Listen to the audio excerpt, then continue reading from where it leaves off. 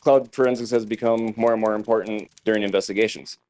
In particular, with OneDrive, there are many artifacts you have to look at to piece together to find all the information to pull off the system. This gets even more complicated when you have multi-user systems and things like that. Another issue you run into is scope of authority. OneDriveExplorer was built off of personal research, and it's available on GitHub, and it helps to solve some of these problems. So I'm Brian Maloney. I'm a digital forensics analyst. I create a couple tools like OneDriveExplorer, SEP Parser. I worked on a couple other things like DXRay, mainly McAfee and semantic files. And then the GitHub repo for OneDriveExplorer is on the slide. On the agenda, we're going to go over some of the OneDrive artifacts, collection. Going to do a demo with OneDriveExplorer. Then we're going to go through some quick automation with using Cape, a couple lessons learned, and a roadmap for what's ahead. So the first thing, I'm a big believer in knowing where the data is coming from. You know, anybody can sit there and push a button and have stuff come out, but do you really understand what you're looking at if you don't know the artifacts themselves? So there's two main areas of artifacts. You have the local files and the metadata files. So basically, the local files consist of like the files and folders for OneDrive, and then also your registry hives. Metadata that includes anything that's in like the settings folders and the various logs that it collects. So the first thing we're going to hit on is the tenants key. Now, this key is stored in the user's registry hive. And basically what it does is it tracks any folders and files that are synced with the user's OneDrive. So as you can see, there's various locations where all these files are stored. So if we didn't look at this, we would only know like the default OneDrive location, and we'd miss everything in these shared folders. There's one file, it's shorten it up as the user SID.dat file that's stored in the settings folder. And basically what people started doing is just running strings against it. And so they get, in the output, they get the various file and folder names, but there's really no structure to it. And this would include the local files, cloud files, and anything that was shared with them. But like I said, it's just a list, so you have no idea what file goes with what folders. So in order to collect all the data, we need to know the default locations. Then we have to go through and we have to check all the user hives. And this is before we can even start collecting from OneDrive. Like I said, it gets complicated on multi-user systems because now we have to go back through everybody's registry hives, all this stuff, just to find where all these files are. And then, as I said before, the other issue is you can run into storage space if you don't account for it, and scope of authority issues. So basically what that means is if their computer is hooked up to the network, and the way OneDrive works, it only stores the files that you access and things like that. But if you start running a collection, it's going to start downloading everything from the cloud. And if you're not allowed to collect that stuff, now you just ran into an issue. So let's rethink how we're doing things. Do we really need to collect all the files and folders from a OneDrive endpoint? Not really. So if we go back to this slide again, we'll let it run through for a second.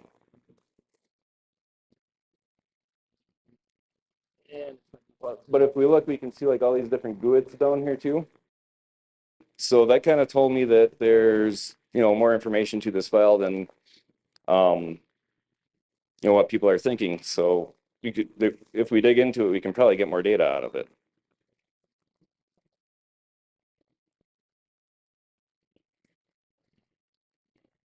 So if we actually open up the user SID.dat file in a hex editor, we can start to see different file and folder structures. There's also stuff for what's called like scope items. But I just wanted to focus on these. So if you start looking at them, you get things like they're called the drive item ID, parent ID, e-tags, the folder names, down to hashes, file sizes, and there's actually a lot more in there, but I didn't want to cram the slide full of stuff.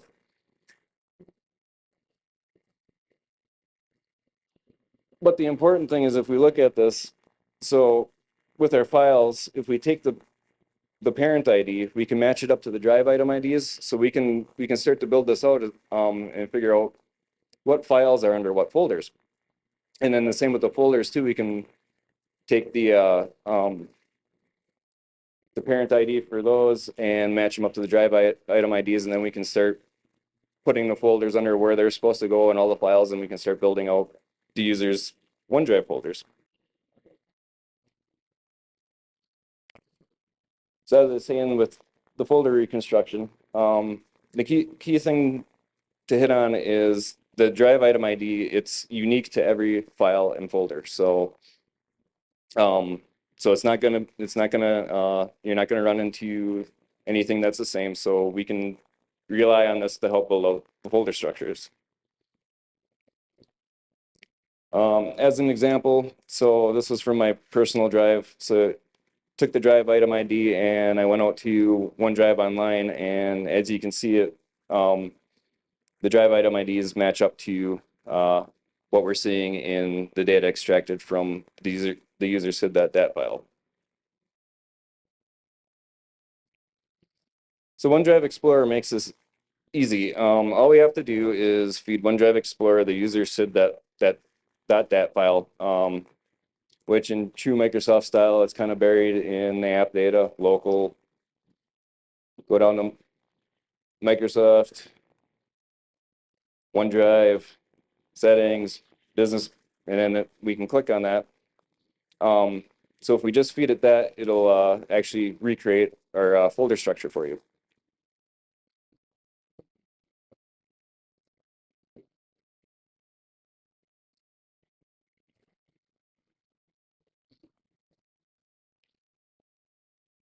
So I do want to hit on another key. There's another key called the sync engine key that also identifies shared items from different owners. And we can also pull the mount point data from there, along with some additional data. And this is actually where OneDrive pulls its information from. So how do we identify these mount points? So if we look at this, we can do it by matching up the drive item ID entries with the providers in the sync engine register key. So a quick example on top, OneDriveExplorer was fed just the DAT file.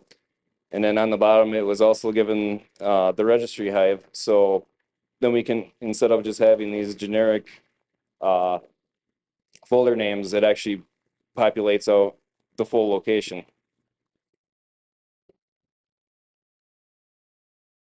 So another data point we can hit on is the recycling bin. So deleted items are kept in an online recycling bin. 30 days for personal, 39 for business. I'm not exactly sure why on a 39. It seems like an odd number, but that's what Microsoft went with. But the biggest thing is if the file appeared on the file system itself and you delete it, it'll end up in the local registry bin. So we can pull that data back, and we can also feed it in and kind of look for any deleted files from the user's OneDrive. So here we have OneDriveExplorer, and then we also have, an example of the recycling bin. And then same as before, we go through the whole spiel of adding the user's long path. Sorry, it takes a little bit. But I wanted to do this instead of doing, live. So we go to app data, local, Microsoft, OneDrive, settings, go back there, we feed that in, just cut off. So add the registry hive, go back in, find that same user.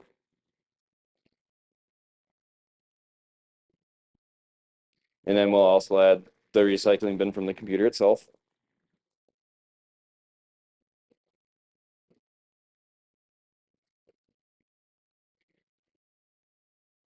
then we get the same thing as before, but then also you'll see now we have some deleted files that were found. So, I mean, it may not be everything that's deleted, but at least it's something that we can search for.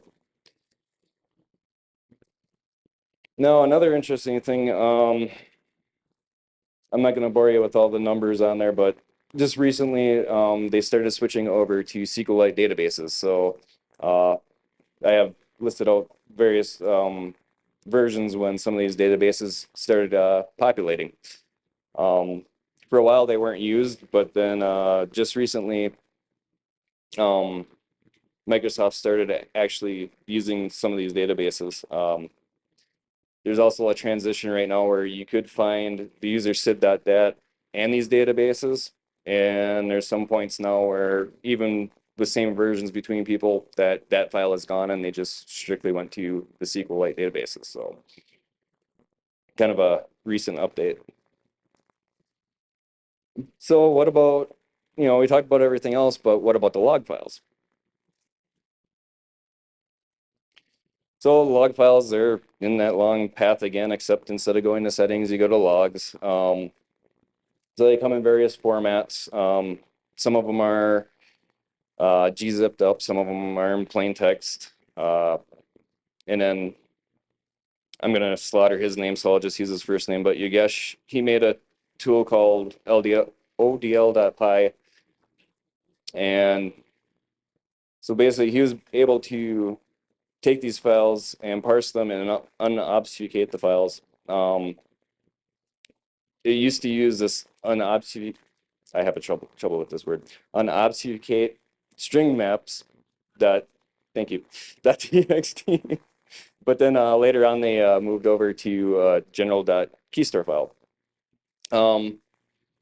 So I'm not really responsible for that, but I've used some of his research to build it into the tool. And so with his help and in his reverse engineering, I also added that to OneDriveExplorer. So the thing with the logs is it's off by default because they take quite a while to parse through. So you have to go in and you have to enable it. And then basically you can kind of along the same lines, you just go out and you traverse to the path, and then you'll eventually end up with your various logs. This is still kind of a work in progress, so it's not the best way to view them because they're still kind of hard to read, but still trying to work on it. So yeah, as an example, this is just showing you, just there's a ton of logs in there. Some of them have descriptions because I was able to build out kind of like a mapping file. So it'll actually take and put out every, so with these certain log entries, it'll actually parse out each parameter and it'll actually make them a little clearer because just by the way that the files are unencrypted and that it doesn't always spit out the cleanest. So actually, I'm going to skip this and do this live so I don't have to try to keep up with the slide. So on the bottom, I happen to have the DAT file and also the SQLite databases. So if we click on one of these, we can see what also happens is on the bottom I have the log files. So any of these folders or files that I click on, the data will populate down there on anything it can find. So you don't have to search through the logs. It'll also give you the file name, status, date when it was modified. If I click on one of these, you also have like the hash of the files, stuff like that.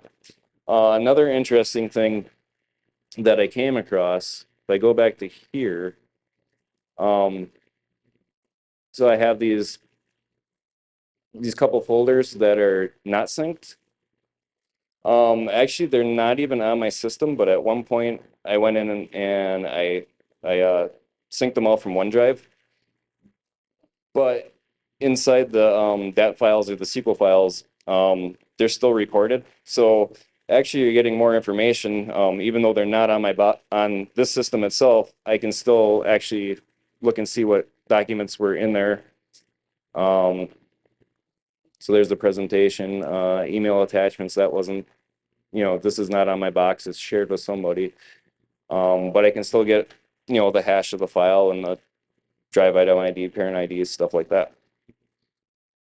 So as I said before, so as an example of the file and folder status, so what this slide is showing is the top part was from an endpoint that was collected. So like anything that has X's on it, it's not a real file. It's just a pointing back up to the cloud. So then if you look down below, OneDrive Explorer is actually telling you whether they're shared or not. So this was just an example to try to or if they're locally, to just try to match up the data, just to prove that it actually does work. And then here's another one that's, a little smaller, so you can see a little better on what's actually, the status of the files. So automating collection. So I wrote out a couple things in Cape because there's also a command line version to OneDrive Explorer, and said some people like a GUI, some people don't. So, but you can use the command line if you want, but there's a lot of command line strings, stuff like that. So with Cape, we have targets. We have one that's cloud storage, OneDrive Explorer, so it'll grab the OneDrive metadata, the recycling bin, and all the registry hives. And then in the modules part, it'll run OneDrive Explorer against the data, and you can spit out either JSON, HTML, or CSV files. And then this is just a quick example. So after Cape runs and does the parsing, this is just a different, examples of the output that you can get from it. So lessons learned. We can create the folder structure from OneDrive with either a single DAT file or the SQLite files. And then we can further enhance this data by adding in the user's registry hives, recycle bin, things like that. So key takeaways on this is you can find the data from one or multiple people. So this eliminates multiple collections because before you'd have to pull back the registry hives, read them, and then you could start doing your collections. Easy to use on multi-user systems. It also solves the storage and scope of authority issues because we are not actually grabbing the files themselves. We're only grabbing metadata. And obviously it's easy to automate. So on the roadmap for OneDrive, I really have to improve the JSON file because when I first started it, I was only grabbing a couple pieces of information, and so now it's turning into, to be honest with you, a hot mess where there's a bunch of stuff that doesn't need to be in there. So that's just lessons learned from working on things like this. There's also media data in there, so on pictures it'll give you various things like height, width, duration, time taken, for videos. I don't have that added in yet. Another interesting thing that started coming up is they're actually adding graph metadata in there. So with that, you can actually see who created the file and then who edited the file, so you can get all that various information too. And I have another kind of time travel thing I want to work on. So it's kind of like if you ever went in to restore your OneDrive to a certain point. So with that, you'll be able to roll back and see where files were and what folders, if they've moved around or got deleted, things like that. But this will all take time because I am only one person. So, and that is basically all I have.